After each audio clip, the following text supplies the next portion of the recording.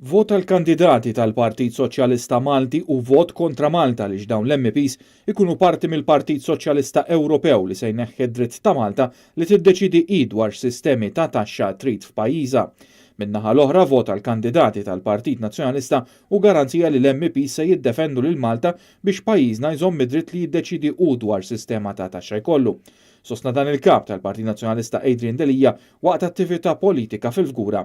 Vot il-partiti soċjalisti, vot lill-MPs soċjalisti huwa vot kontra pajjiżna.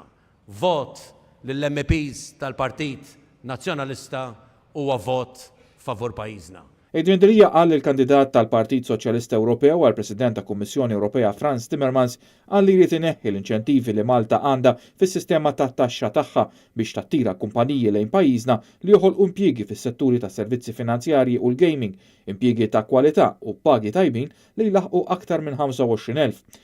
U qal li dan ifisser li meta tmorru tivvotaw ftakru li s-Soċjalisti Ewropej iridu li jtelfunna dan id-dritt.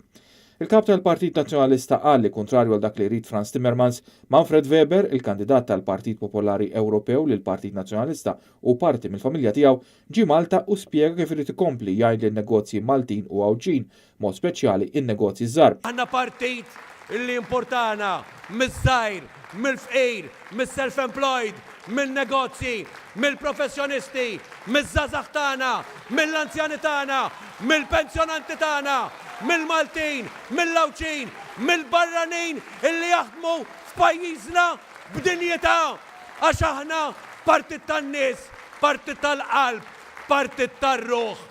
Adrian Delija qal il-Partit Nazzjonalista dejjem ħadem biex Malta ikollha reputazzjoni mill-aqwa u l-Gvern kisser din reputazzjoni f'anqas minn 6 snin. Dan ġie konfermat mir-rapporti tal-Manival, tal-Kummissjoni Venezja, tal-Kummissjoni Ewropea u tal-Greko li kollha kienu kundanna għall-Gvern Malti.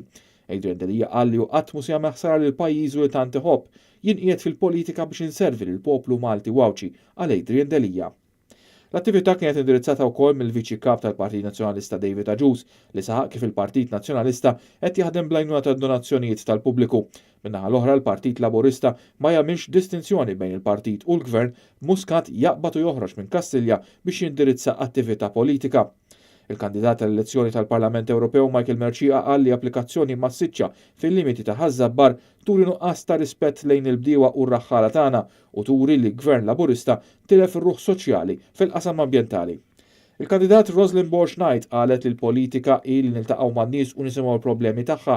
It-tielet siġġu jibqa' il-Partit Nazzjonalista u dan jista' jsir biss jekk ikun hemm vot għall-kandidati kollha tal-Partit Nazzjonalista. Il-kandidat Francis Amidemek refera għad-dibattitu li kellu fuq it-televiżjoni ma' Alfred Sant min verament ħadem għal Malta ġab 2 biljun euro favur il-pajjiż u qal il-Partit Nazzjonalista ħoloq setturi li ħolqu impjiegi bħal gaming, servizzi finanzjarji, avjazzjoni u servizzi marittimi u turiżmu. Dan huwa tip ta' xogħol li hu meddet mill-Partit Soċjalista Ewropew li jrid taxxa waħda għal pajjiżi kollha tal-Unjoni Ewropea.